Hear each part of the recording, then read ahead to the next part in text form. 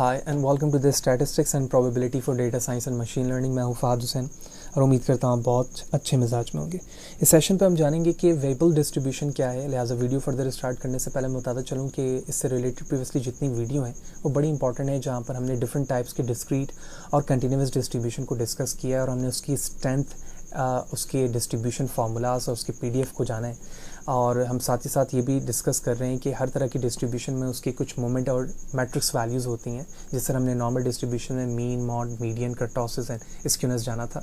बिल्कुल इसी तरह से वेबल डिस्ट्रीब्यूशन में ये तमाम मैट्रिक्स मौजूद हैं, जो at the last of the video by using a Wikipedia में हम जानेंगे। तो ये तमाम वीडियोज़ जो हम ऑलरेडी डिस्कस कर चुके हैं वो मेरे यूट्यूब चैनल पर मौजूद है। आप फहद हुसैन CS से सर्च करने के बाद मेरे चैनल पर आकर वो तमाम वीडियोज़ सेपरेट प्लेलिस्ट के साथ जो इसमें मौजूद है देख सकते हैं। और इनमें जो भी PPT स्लाइड कोड इस्तेमाल हो रहे हैं वो मेरे ब्लॉग fahadhusain.cs.blogspot.com पे मौजूद है, जहाँ पर आने के बाद तमाम चीज़ों को फ्रीली डाउनलोड करके यूज़ किया जा सकता है। तो जानते हैं वेबल डिस्ट्रीब्यूशन क्या है और क्या सिमिलैरिटीज़ हैं और क्या यूजेज है इसकी। So the Weibull distribution is a continuous probability distribution. इसका मतलब ये है कि ये डिस्ट्रीब्यूशन कंटिन्यूस डेटा पे बेस कर रही है। So it is a name after Swedish mathematician Volody Weibull. The distribution is unusually versatile probability distribution because it can fit a variety of the shape. तो ये एक versatile distribution है और इसके अंदर ये एक्सेस मौजूद है कि हम इसके शेप्स को वैरायटी के साथ डिफरेंट डिस्ट्रीब्यूशन पे फिट होता हुआ देखेंगे। यानी हम कुछ पैरामीटर्स की वैल्यू को चेंज करते हुए अपने शेप्स की डिफरेंट वैरायटी देख सकते हैं। So it can even approximate the normal distribution and other distribution. यानी हम इसकी वैरायटी में अपने डिस्ट्रीब्यूशन को नॉर्मल डिस्ट्रीब्यूशन और दूसरे टाइप की डिस्ट्रीब्यूशन पे भी फिट होता हुआ देखेंगे। So because it's a flexibility, analyst use it is in a broad range of the setting such as the quality control, capability analysis, medical studies, engineering, and frequently used in a live data, reliability analysis, variety analysis, access time to failure for the system and the part कि किसी system या part के access पे failure time क्या हो सकता है, इसको भी काउंट करने के लिए या मेजर करने के लिए वेबल डिस्ट्रीब्यूशन का इस्तेमाल किया जाता है। तो इसके दो हमारे पास वर्जन मौजूद हैं वेबल डिस्ट्रीब्यूशन के, जिसको 3 पैरामीटर और 2 पैरामीटर कहा जाता है। जो 3 पैरामीटर वेबल डिस्ट्रीब्यूशन है उसमें 3 पैरामीटर्स हैं। The first one is shape, second scale and the third one is threshold.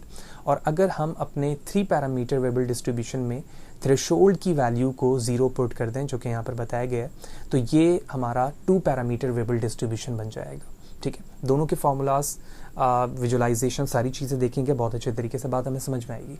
सबसे पहले हम समझते हैं कि 3 पैरामीटर वेबल डिस्ट्रीब्यूशन क्या है और उसका प्रोबेबिलिटी डेंसिटी फंक्शन क्या है। So the probability density function of the 3 parameter Weibull distribution is said to be a gamma divided by alpha and x minus mu divided by alpha power of gamma minus 1 expression x minus mu divided by alpha की power gamma। तो ये जो कुछ parameters ऊपर लिखे गए हैं alpha, gamma और म्यू के साथ, ये इंटरचेंजेबली डिफरेंट वैल्यूज़ के साथ यूज़ होते हैं, तो इससे कंफ्यूज होने की ज़रूरत नहीं है। समटाइम बुक्स और डिफरेंट आर्टिकल्स में डिफरेंट नोटेशंस इस्तेमाल होती हैं, तो इन नोटेशंस को मैंने नीचे भी मेजर किया हुआ है और बताया हुआ है, ताकि आप उनको याद रखें कि इस गामा के ज़रिए के बजाय क्या क्या नोटेशन इस्तेमाल हो सकती हैं। तो x की वैल्यू यहाँ पर greater than equal to mu होगी, जबकि गामा और अल्फ़ा की वैल्यू भी ग्रेटर दैन 0 होगी। सो द फर्स्ट पैरामीटर यहाँ पर हमारे पास गामा है, जिसको शेप पैरामीटर कहा जा रहा है, also known as a Weibull slope और द थ्रेशोल्ड पैरामीटर। इस नोटेशन को, यानी इस गामा को बीटा, m और k से भी रिप्रेजेंट किया जा सकता है। अल्फ़ा हमारे पास स्केल पैरामीटर है, जिसको कैरेक्टरिस्टिक्स लाइफ पैरामीटर कहा जाता है। ऑथर्स, डिफरेंट ऑथर ने इसे c, इसी तरह से v और n के तौर पर भी इस्तेमाल किया हुआ है by using alpha instead of the alpha. ये 3 में से कोई भी नोटेशन इस्तेमाल की जा सकती है। थर्ड पैरामीटर हमारे पास लोकेशन पैरामीटर है, जिसको म्यू से रिप्रेजेंट किया गया है। That is also called a waiting time parameter और some time the shift parameter. So the note mu, the time to failure is not included in a 2 parameter version। यानी यहाँ पर 3 में तो ये mu मौजूद है, लेकिन अगर मैं इसके 2 पैरामीटर्स वाले वर्जन में जाऊँगा तो वहाँ पर ये mu मौजूद नहीं होगा।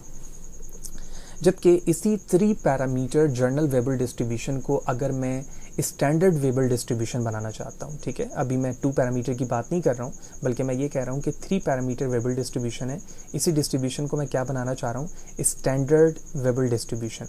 तो इसके लिए हम म्यू की वैल्यू 0 और अल्फ़ा की वैल्यू 1 पुट कर देंगे। तो इस बेस पर जो हमारी डिस्ट्रीब्यूशन यानी प्रोबेबिलिटी डेंसिटी फंक्शन बनेगा, that is said to be a standard Weibull distribution.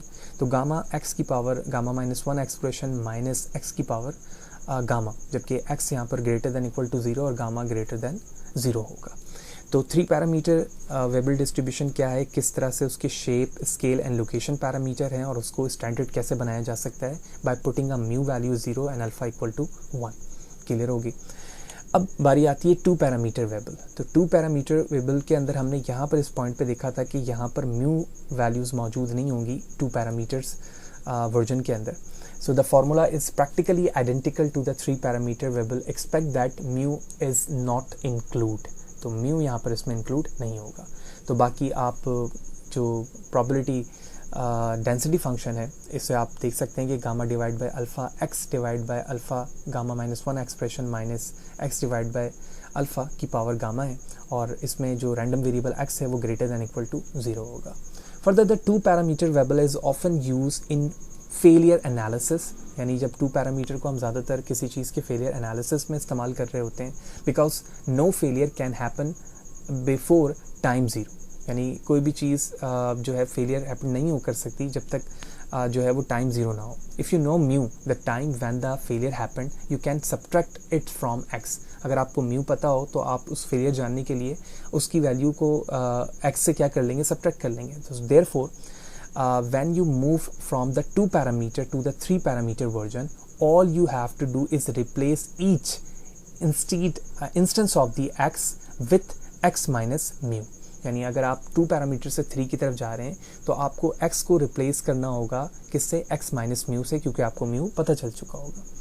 तो होपफुली जो प्रोबेबिलिटी डेंसिटी फंक्शन था 3 पैरामीटर का स्टैंडर्ड वेबल डिस्ट्रीब्यूशन का और 2 पैरामीटर वेबल का आपको क्लियर होगा। ग्राफिकली इसको देखेंगे मज़ीद अच्छे तरीके से, हमें बात समझ में आएगी कि वेबल डिस्ट्रीब्यूशन की ग्राफिकली वैल्यूज़ किस तरह से चेंज हो रही होती है। सबसे पहले अगर मैं लेफ़्ट साइड की बात करूं तो हमारे पास यहाँ पर गामा वैल्यू है, जिसको हमने यहाँ पर देखा हुआ है कि गामा हमारे पास शेप पैरामीटर है। तो इस शेप पैरामीटर में जब आप यहाँ पर वैल्यू मैंने 0.5 रखी हुई है, तो आप अपने डिस्ट्रीब्यूशन को देख रहे हैं कि ये बिल्कुल जो है वो राइट स्क्यूड पर जा रहा है, ठीक है, और डिफरेंट टाइप की डिस्ट्रीब्यूशन से मैच होता हुआ दिख रहा है, जो हम ऑलरेडी डिस्कस कर चुके हैं, ठीक है। तो ये डिस्ट्रीब्यूशन बिल्कुल नैरो है और एरिया अंडर द जो कर्व है वो काफ़ी जो है वो स्मॉल है। अगर मैं गामा की वैल्यू 1 कर दूं तो ये distribution area under the curve काफ़ी बना रहा है और ये भी राइट स्क्यूड पे मौजूद है। जैसे जैसे हम गामा की वैल्यू बढ़ा रहे हैं तो आप देख रहे हैं कि अब हमारी डिस्ट्रीब्यूशन जो है या तो वो कॉशी की तरफ या फिर नॉर्मल डिस्ट्रीब्यूशन की तरफ मूव होती हुई दिख रही है, जो हम ऑलरेडी प्रीवियसली सेशन पर डिस्कस कर चुके हैं। तो जो इमेजेस हैं वो मैंने इस वेबसाइट से ली हैं जो यहाँ पर मैंने मेंशन किया हुआ है। तो ये जो है अब नॉर्मल डिस्ट्रीब्यूशन या कॉशी डिस्ट्रीब्यूशन की तरफ जा रही है, क्योंकि आप इसमें बैंड और इसकी लेंथ को वैसा ही मूव होता हुआ देख रहे हैं जो हम कॉशी में देखे थे। तो शेप का मतलब ये हुआ कि जब मैं 3 पैरामीटर यूज़ कर रहा हूँ तो या 2 कर रहा हूँ तो शेप के ज़रिए से हम अपने डिस्ट्रीब्यूशन को मूव होता हुआ देख रहे हैं। बिल्कुल इसी तरह से यहाँ पर लैम्डा और की वैल्यू इस्तेमाल की गई है अकॉर्डिंग टू द विकीपीडिया। जैसे मैंने अभी जिक्र किया था कि डिफरेंट नोटेशंस इस्तेमाल होते हैं। तो जब हमारे पास लैम्डा की वैल्यू 1 और k 5 है तो आप देख रहे हैं कि ये ऑलमोस्ट नॉर्मल डिस्ट्रीब्यूशन पे इस ग्रीन कलर पे यहाँ पर मौजूद है। जबकि जैसे जैसे हम k की वैल्यू को कम करता जा रहे हैं, जैसे कम कर रहे हैं, इसकी वैल्यू बैंड होती जा रही है, जो आप डिफरेंट नोटेशंस पे यहाँ पर कलर्स पर देख रहे हैं।